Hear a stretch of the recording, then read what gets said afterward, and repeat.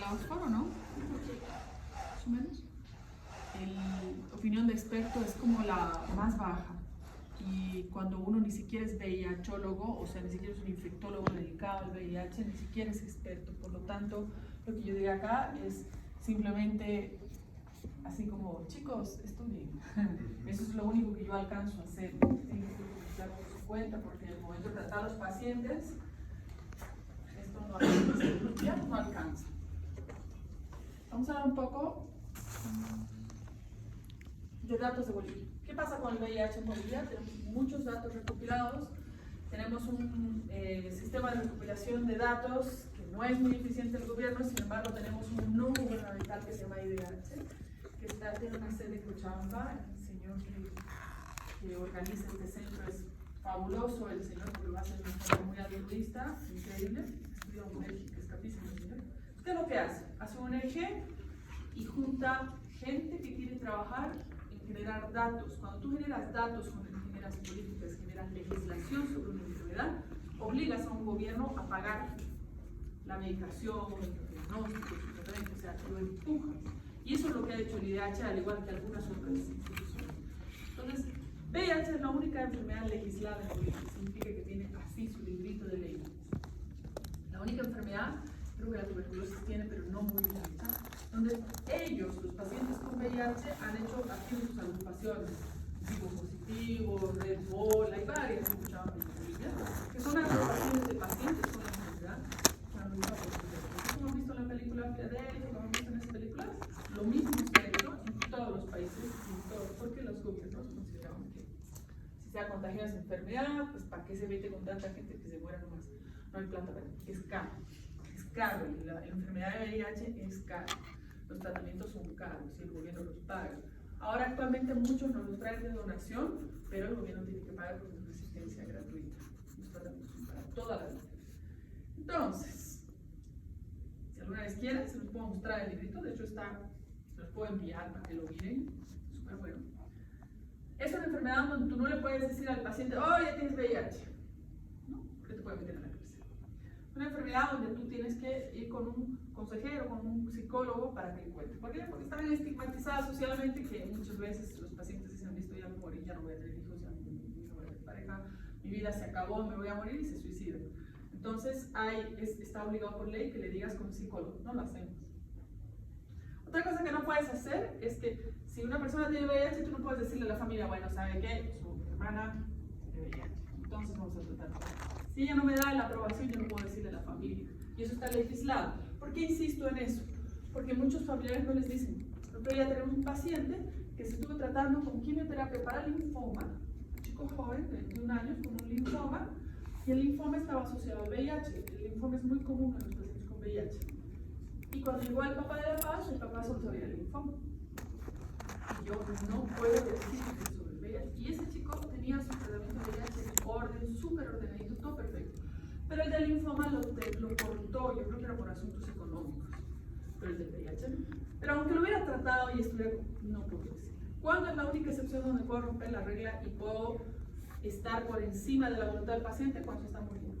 Y cuando no tiene voluntad de, yo necesito decirle a la familia y informarle de qué se está muriendo, ¿no? Esa es la única excepción y, insisto, está legislado. Tan es así que en su ley dice que no puedes decir contagioso. Tienes que decir transmisión. No puedes decir SIDA, tienes que decir paciente portador de VIH. De hecho, ahora nos prohíben incluso que pongamos en el cartelito VIH, porque nosotros ponemos en los cartelitos en las camas de los pacientes. En emergencia tenemos mucho paciente, ¿no? Dar su nombre, su diagnóstico, ¿no? 30 pacientes, no puedo estar ahí. No se puede. Entonces, nos prohíben que pongamos VIH o PBS, paciente vivo con virus del cero positivo. Tampoco nos dejan decir eso. Este paciente tiene virus, tenemos que decir. No nos dejan. Pero, ¿cuál es su preocupación? Y me parece socialmente muy válida, y es que somos muy abusivos los médicos, muy faltos de respeto a las condiciones que tiene el paciente. A ver, el paciente, ¿han visto fachadas? A ver, el paciente que tiene herpes, ven, el herpes, ven. Sí, lo llaman. Entonces, también hay una falta de respeto que ellos han logrado legislar y decir, ya, ustedes tampoco se pasen. Entonces, sepan que existe eso y que si se portan mal, va a ganar. simplemente poner un poquito de coto a la exageración que hacemos los médicos y las enfermeras en el maltrato sin querer, ¿no? No podemos memorizarnos todos los nombres de la sala, ¿no? 40 pacientes, la Claudia, el Antonio, su diagnóstico, ya no da nuestro cerebro. Terminamos diciendo, a ver, el que tiene VIH, el que tiene insuficiencia cardíaca, ¿no? Así lo llamamos. A ver, tú, el de la fractura clavícula, ven, así. Hay que tener cuidado. Bien, entonces tenemos datos en Bolivia gracias al IDH, gracias al ministerio, y estos datos nos ayudan a entender por qué necesitamos tanta plata para esto. Y eso. La transmisión del VIH es en las primeras relaciones sexuales, o sea, entre 15 y 24 años la mayoría de las personas se agarró a la infección. Y la mayoría de las veces, pero yo solo una vez he tenido que ya era mi amigo, ya de colegio, de toda la vida. Entonces, esos son los registros de mayor contagio. Y la mayoría de la gente lo toma como que no sabe de dónde, y muchas veces es de la juventud, cuando eran más chicos, en colegio. 37% ya son entre 25 y 34 años. O sea, no estigmaticemos que el promiscuo, el tatuado, el que tiene su piercing, el que se puso un cuernito acá, ese es el que tiene el VIH, porque no es cierto. Tampoco es cierto que las trabajadoras sexuales tengan más VIH porque ellas tienen carnets y ellas están con un control sanitario anual muy estricto, muy estricto. Más bien se ha vuelto una enfermedad de la ama de casa. Yo tengo pacientes que tienen familia, abuelitas, hay de todo, abuelitos, hay de todo actualmente, muy mezclado. ¿No? 36% son mujeres, estos son datos hace 10 años y ya subido. Ahora más de casi la mitad son mujeres, por lo tanto ya no es una enfermedad del homosexual o del promiscuo, etc. ¿No? 77, y cuando se les hizo el test, ellos referían la mayoría a ser heterosexuales. Casi el 1% de las mujeres embarazadas tienen VIH, eso es grave. Porque de 100 mujeres que reciben una maternidad, una tiene VIH y le está transmitiendo la infección al virus, al bebé. Y el virus, que empieza cuando eres niñito, es para de nacimiento, es para toda la vida. Entonces hay una casa, no sé si lo conocen, Ari, es un italiano, que tiene una casa de acogida de niños con VIH. ¿Saben? ¿Nunca han ido? Deberían hacer esas cosas, son muy bonitas, uno aprende más de medicina de lo que cree. Ese sitio, él empezó a acoger niños que habían nacido con VIH que los abandonan, ¿no? La mamá, ¿qué hará? El papá se manda a jalar, se muere y los abandona. Esos niños necesitan tratamiento para toda la vida. Entonces empezó a acoger a los niños y se dio cuenta que esos niños necesitaban familia, entonces empezó a acoger a la familia entera. Entonces tiene todo un centro donde acogen familias enteras y lo buscan por todos lados. Tratamos de ayudarlo en el hospital, pero es increíble su labor. Y estos niños que tienen VIH toman su tratamiento desde que han nacido. Y tú los ves y están más sanos que cualquiera de ustedes. Son niños de 17, 20 años, estudian, incluso ha hecho una escuelita y es increíble.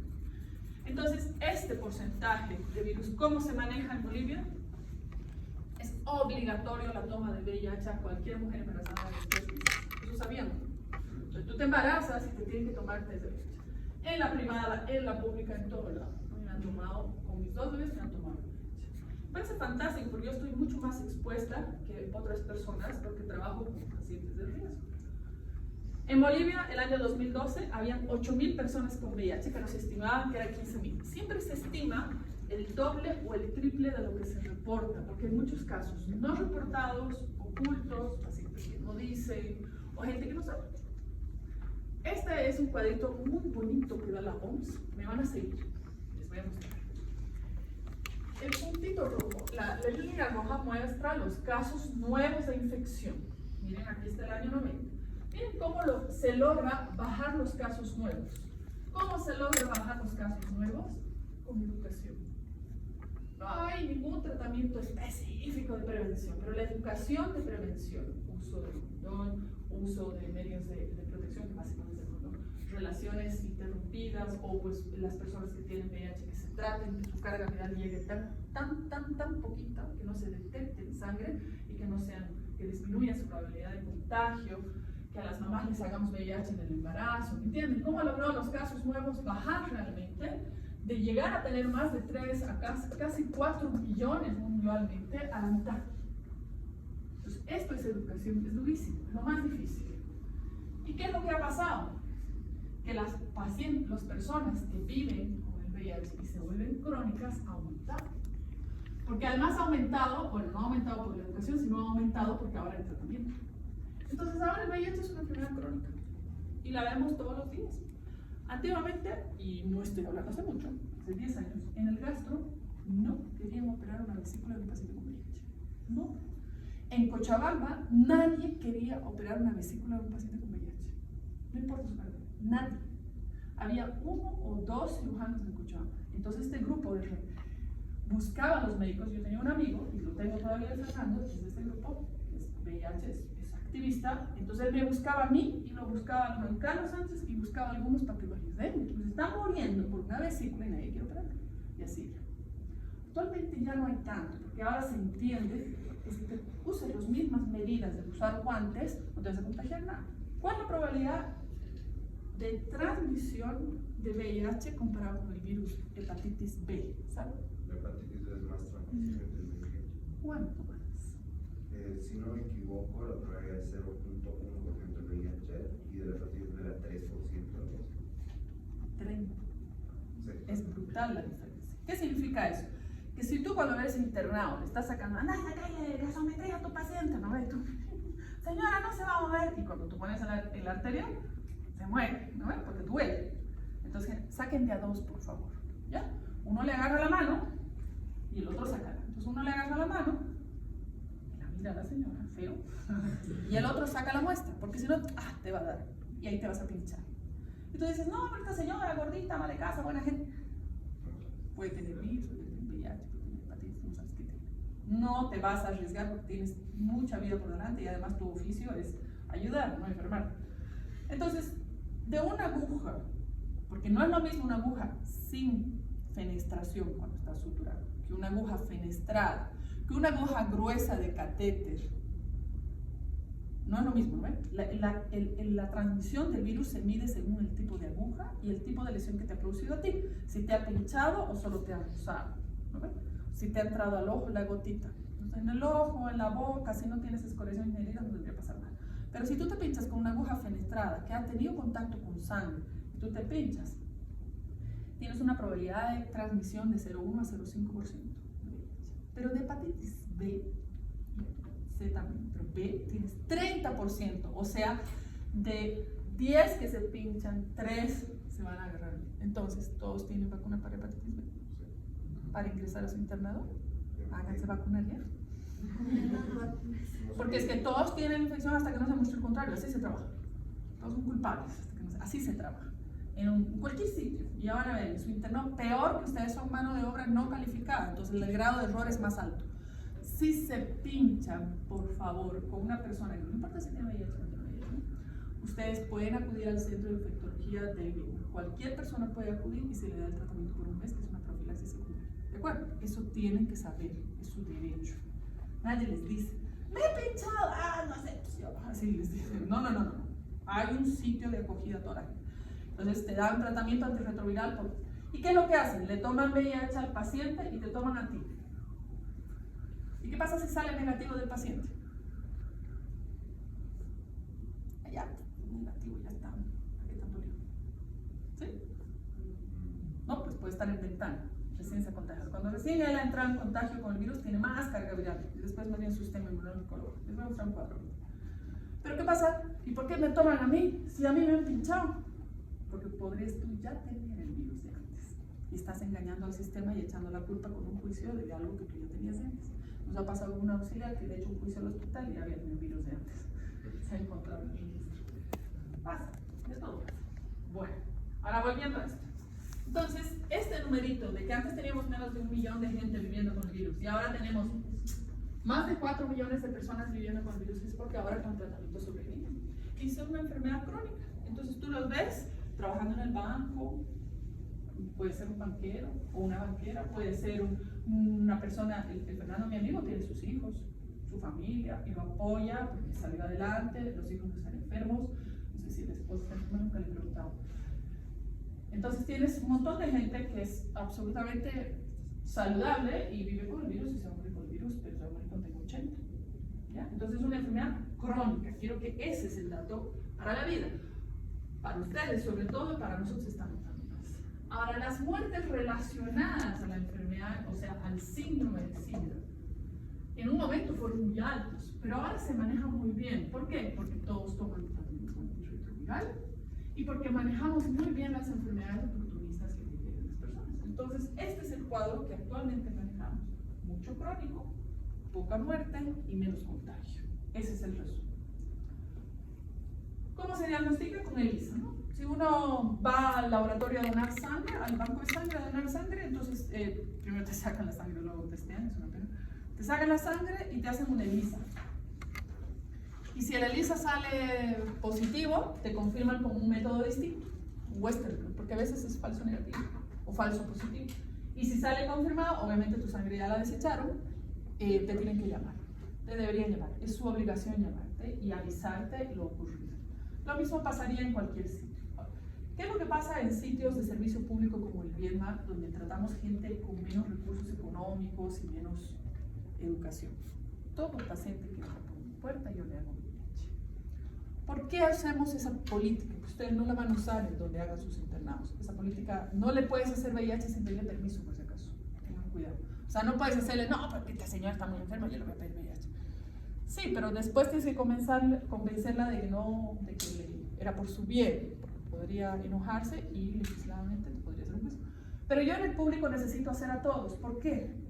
Porque recibimos mucho paciente de la cárcel y mucho paciente indigente y que viene también del trópico. Hay mucho VIH en esos lugares. Entonces, los pacientes que tienen VIH tienen un tipo de infecciones y los que no tienen VIH tienen otro tipo de infecciones. Yo necesito delimitar mi trabajo porque son gente muy enferma. ¿Ya? Entonces, les hago a todos o un high o un ELISA rápido. A todo el que ingresa a la puerta, le etiqueto. Esa es la ley. Para evitar prejuicios, muerte social, biológica, la entrega de resultados debe ser previa consejería. Esa es la ley que se ha formulado, la legislación. Es confidencial y es de secreto médico. Eso es algo que tenemos que aprender un poco, a respetar un poco más a los pacientes. Resumen de las pruebas diagnósticas, claro. Estas son las de tamizaje, que es así a la rápida, todito les puedo hacer. Yo necesito confirmar con alguna de estas que sea otro método. Pero existen pruebas virológicas, o sea, yo quiero saber si el virus está presente en el día 1. Entonces yo me he pinchado y sale ELISA negativo porque el ELISA son anticuerpos y tarda unos 3 meses en generar sus anticuerpos. Entonces, ¿cómo yo sé si puedo dormir en paz o no? Le puedo hacer una PCR o un antígeno 24. Eso encuentra al virus en persona, no a los anticuerpos ni a los anticuerpos. Entonces, hay varias fases del VIH y la primera fase es la primera infección que le llamamos. La primera infección puede desarrollarse como cualquier virus, con fiebre, malestar, sensación de dolor, de cabeza, decaimiento, mialgia. Como puede no tener ningún síntoma. Entonces uno tuvo una relación sexual y al día siguiente no tiene la menor idea hasta de aquí a unos años que se contagia. Pero hay otros que sí tienen un leve malestar. Y después puede venir una fase asintomática y en esa fase asintomática tú puedes ir contagiando a todo el mundo sin querer. Y luego viene una fase sintomática o intermedia, donde empiezo a tener síntomas que definen y que se parecen a definitorios de enfermedad, pero todavía no lo son. Son unos herpes en la boca muy frecuentes, empiezo a tener como ganglios por aquí por allá, entonces empiezo a preguntarme, no están muy bien mis defensas, como dice la abuelita, bien bajan tus defensas, ¿no? Sí, en realidad se bajan las defensas, ¿no? Y finalmente en la fase SIDA. SIDA significa síndrome de inmunodeficiencia adquirida. O sea, realmente tengo una inmunodeficiencia tan notoria que tengo enfermedades que definen el SIDA. Se llaman enfermedades definitorias de SIDA. Y, bueno, ese es el cuadrito clásico. Este cuadrito me gusta mucho. No, síganme. Aquí es cuando uno entra y se transmite el virus. Y tienes unos linfocitos CD4, el CD4 es un marcador que tiene la pared del linfocito. El linfocito CD4 es el director de la orquesta, de todo tu sistema inmunológico de adaptación.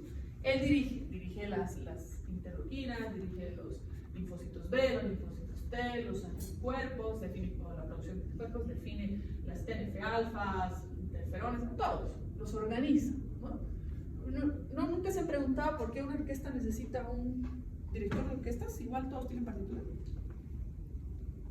Para guiarlos. Hay 2 razones. No, pero siguen bien el tiempo, los músicos bien disciplinados, ¿no? No les pongas nunca. No, yo sí tocaba en la orquesta. ¿Ya? O sacas al director y suena. pero suena mal. Suena, funciona.